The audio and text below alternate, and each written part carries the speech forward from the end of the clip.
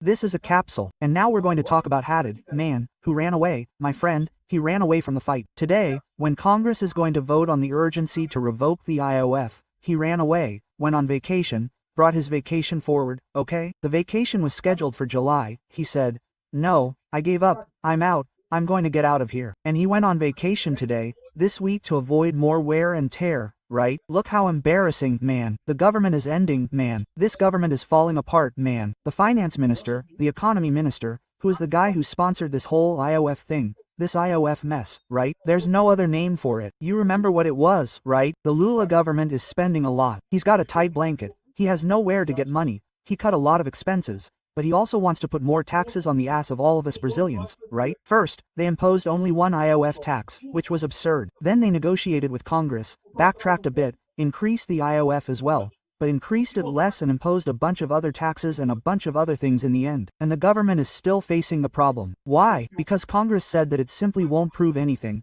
Neither the original IOF nor this new version that creates a bunch of taxes, right? And the vote on the urgency will be today in the Chamber of Deputies, right? The Chamber of Deputies is set to vote on urgency against the IOF and should have more than 300 votes. A clear message to the government. And then, in the middle of this mess, the central figure in this story who should be the Lula government's point of reference to defend this reform, the guy goes on vacation. He put his assistant here, Dario Duragan, who will temporarily take over the Ministry of Economy. Man, this is the stuff of a government that has lost control, huh? I think the government is sinking. It doesn't mean that the government is going to end, but when the government sinks, it can't do anything anymore, right? It's a sign that the ship is out of control and will hit the first iceberg that comes its way. This news was suggested by Peter Tomando Zenic, a PT dialogue expert with the PCC and several other people. Thanks to the people who suggested news on our website at vasanabertacuteria.com. And thanks to you who are watching our video. If you like our content, please leave a like and subscribe to the channel, okay? Well, look at this, man. In this week of very sensitive voting in Congress here, look, the chamber will vote on urgency today. Well, in principle, they won't vote on the merits, they will only vote on urgency. According to the people from Poder 360 here, this would be a message to the government. The government is seeing this as dissatisfaction from the base due to the non-approval of amendments, right? That's what I told you. The idea of Flavio Dino controlling the amendments, saying that the government won't pass amendments, holding back Congress, amendments and so on, would worsen the government's relationship with Congress. Flavio Dino did this trying to help Lula so that Lula would have more control over Congress. But in the end, what the congressmen are seeing is the following. This government is a complete mess. It's possible that there won't be any money for the amendments anyway, and in the end being associated with this government could be bad anyway. So it's better to leave the amendments alone and start fighting with the government. Well, the Chamber of Deputies decided that, this Monday, it will vote on the PDL's urgency request that overturns the decree that increased the IOF, and it should also vote on the MP issue, which institutes other taxes and, taxes should also stay. It should cancel this entire government package, which would be ideal, okay? Do exactly that. Why? The government should cut more spending, man. Sell Petrobras, sell the post office, find a way to do it, man. Lula wants to spend money as if there were no tomorrow, always taking it out of the pockets of Brazilians. He can't. He has to find a way to sell this stuff. Another thing that I find interesting about this story here is that you can clearly see that the Lula government's idea of focusing its propaganda on the poor versus the rich failed, right? The Lula government insisted on this again. Haddad's whole excuse is that this project here was going to target the people in the penthouse. Oh, the penthouse will pay. They'll go back to paying the condominium and I don't know what else. Something that makes no sense at all. A nonsensical idea. But it's once again the old leftist rhetoric of rich versus poor and stuff like that. When everyone realizes that what's happening here is the government robbing the rich and the poor at the same time, right? Yes, as I have explained to you several times and several other YouTubers and other people have also talked about this, if you tax LCA and LCI, you will increase the price of food and the price of real estate, the price of rent. You are passing this cost on to the population in the same way. To the poor population, it is not only for the rich. Oh, but you are asking who is the rich who pays the tax? It is the rich who pays the tax. But if they are going to pay the tax when lending money to agribusiness, they can take their money now and do something else with it. They will no longer lend to agribusiness. And if they are not going to lend to agribusiness anymore, what will happen? There will be less money for agribusiness. And if there is going to be less money for agribusiness, there will be less things being planted, less cattle being taken care of. Anyway, in the end, there will be less food being produced and the price of food will inevitably increase at some point in the future. So there's no way around it. All taxes are taxes on society. There's no such thing as, oh, I'm going to tax the rich. The whole society will pay this tax. That goes for any tax. Oh, I'm going to tax the banks, my friend. Tax on the banks. The bank will pass it on to the fee you pay for the things you use at the bank. The bank is a for-profit company. They want to make a profit. There's no point, right? If the owner of the bank isn't going to make a profit, he's going to sit at home and watch TV.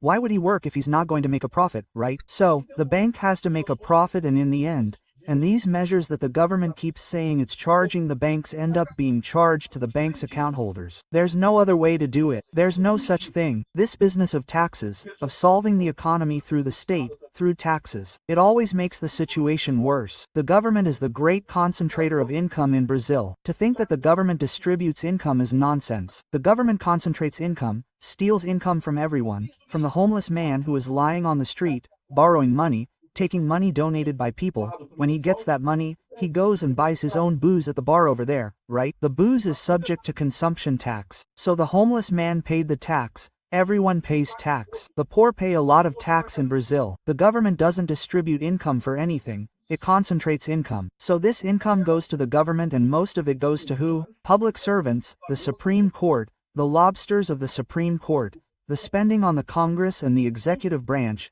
the mountain of Lula's unionist buddies, who Lula put in government positions. A bunch of idiot unionists, shills, who don't know how to do. A bunch of Lula's cronies in a bunch of government positions. The money goes to these people. That is, it's concentrating income, taking it from the poorest and giving it to these people, right? Anyway, this is another sign. This attempt by the Lula government to use the rich versus poor argument has completely failed. It's not that we are in favor of the poor and we are going to fight with the rich to collect taxes. That's not working. Everyone already realizes that what the government steals from the rich and the poor, it steals from everyone. The government doesn't solve the problem of poverty or wealth or anyone, right? And the worst part, right? Yeah, it always ends up helping the richest in the end, because the rich have power, man. Money has power. The rich buy congressmen, the rich buy Lula. Clearly, right? There was a lot of corruption in Lula's first government, and there is now too. The poor can't buy anyone there. In other words, the poor get screwed over by the rich. No matter how much the government invents things, invents regulations, it always helps the rich and harms the poor. So here, the chamber is voting on this, but it's important to note that, okay? According to Hugo Motta, they're only going to vote on the urgency of the matter. They're not going to vote on the merits. It would be a way of pressuring Lula to change something. Here, look, the president of Motta had chosen to focus on the urgency after dissatisfaction with the executive's provisional measure issued this Wednesday that increased taxes. Among the measures, the executive wants to tax investments that are currently exempt, such as LCA and LCI. Well, Motta says he's not in office to serve anyone's political project, that is, Lula, right? The agreement was seen by the government as a sign of dissatisfaction from the chamber about the release of amendments. So, notice, Hugo Motta didn't say it's a sign of amendments. It's the Lula government, which is a weak government, a government that has no ideas, a government that's here just to rob the population, that's selling this idea that everything is a matter of amendments, right? Gaz Hoffman is here. Look, overturning the provisional measure and the decree would be bad for Congress with the amendments. If you overturn them, we won't be passing any more amendments. I'm telling you, this is the illusion these people have. Dino is not releasing any amendments. What difference does it make if there will be an amendment or not? Dino has already held up all the amendments there. So here in the end, it seems that there will be 310 votes to approve the urgency. Government supporters consider it a safe bill. This significant vote will give ammunition for the deputies to pressure for another vote right after to overturn the IOF decree.